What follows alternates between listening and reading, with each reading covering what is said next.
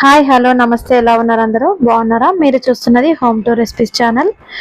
మన ఛానల్లో ఈరోజు అయితే నేను బీరకాయ కర్రీ అనేది చేయబోతున్నాను ఫ్రెండ్స్. సింపుల్గా టేస్టీగా బాగుంటుంది. ముందుగా మనము మట్టి పాత్ర అయితే తీసుకోవాలి ఫ్రెండ్స్. మన న్యాచురల్ మట్టి పాత్రలు మీకు ఎవరికైనా కావాలంటే మన ఛానల్లో నా కాంటాక్ట్ నెంబర్ ఉంది, కాల్ చేసి మన షాప్ అడ్రస్ చెప్తాను.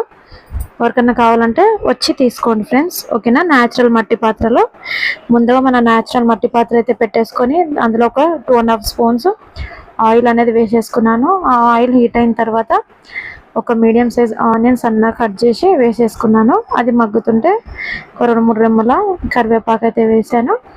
ఈ మట్టి పాత్రలో వండితే మనకు టేస్ట్ అనేది చాలా సూపర్గా ఉంటుంది ఫ్రెండ్స్.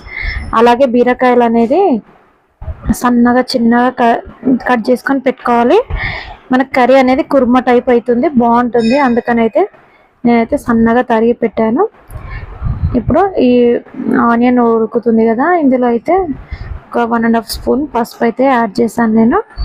అలాగే ఇవన్నీ పసుపు వేసి పచ్చివాసన పోయిన తర్వాత ఒక 1 స్పూన్ అల్లం వెల్లుల్లి పేస్ట్ అయితే వేసాను. ఇప్పుడైతే స్టవ్ సిమ్లో పెట్టుకున్నాను ఫ్రెండ్స్. బీరకాయ వేసిన తర్వాత హైలో పెట్టుకుంటే సరిపోతుంది మనకి. కొంచెం అల్లం వెల్లుల్లి పేస్ట్ అనేది పచ్చివాసన పోయిన తర్వాత మనం ఇందులో బీరకాయ అనేది వేసేస్తున్నాను. బీరకాయ ముక్కలు, ఈ బీరకాయ ముక్కలన్నీ వేసేసి ఒక్కసారి కలుపుకోవాలి. అలాగే మన మట్టి పాత్రల కోసం అయితే చెక్కవి, అదే వుడెన్ స్పూన్స్ అయితే మీషోలో ఆర్డర్ ఇచ్చాను ఫ్రెండ్స్. అవి రావడానికి కొంచెం టైం పడుతుంది. వాటితో అయితే ఇంకా ఈజీగా మనకు కలుపుకోవడానికి బాగుంటుంది. స్టీల్ గరిటెల కన్నా వుడెన్ చెక్కవి అయితే బాగుంటుంది ఇందులో కలుపుకోవడానికి. అవైతే త్వరలో వచ్చిన తర్వాత మీకు రివ్యూ అనేది చూపిస్తాను. అలాగే కొంతసేపు అలా సిమ్లో ఉంచితే చూసారా, మనకు బీరకాయ లోపల నుంచి మొత్తం వాటర్ అనేది బయటికి వస్తుంది ఫ్రెండ్స్. అలాగే వీడియోస్ పెట్టడానికి చాలా లేట్ అవుతుంది ఫ్రెండ్స్, ఏమనుకోకండి. స్కూల్స్ ఓపెన్ అయినందుకు నాకు చాలా ఇబ్బందిగా ఉంది.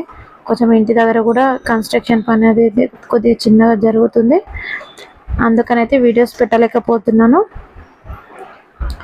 అలాగే ఇప్పుడు ఉడుకుతున్న దాంట్లో ఒక 1.5 స్పూన్ సాల్ట్, ఒక 2 స్పూన్స్ కారం పొడి, మీకు రుచికి తగినంత. మీరు కొంచెం స్పైసీగా తినాలనుకుంటే 2.5 స్పూన్స్ వేయండి, నేను మైల్డ్గా వేసాను. అలాగే 2 స్పూన్స్ ధనియాల పొడి అనేది వేసాను. ఇవన్నీ ఉప్పు, కారం, ధనియాల పొడి అనేది వేసేసి అప్పుడు మళ్ళీ ఒకసారి కలుపుకోవాలి. మనము కింద అడగంటకుండా చూసుకోండి, సిమ్లో పెట్టేసుకొని. ఇప్పుడు మనకు వాటర్ అనేది ఉంది కాబట్టి కొంచెం మీడియం ఫ్లేమ్లో పెట్టి ఉడికించుకోవచ్చు ఫ్రెండ్స్.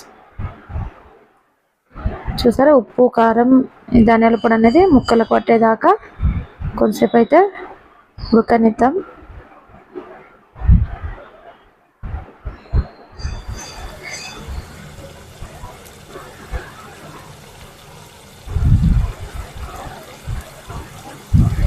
ఇలా ఉడుకుతున్న దాన్ని మూత పెట్టి ఒక 3-4 మినిట్స్ సిమ్లో పెట్టి మగ్గనిద్దాం.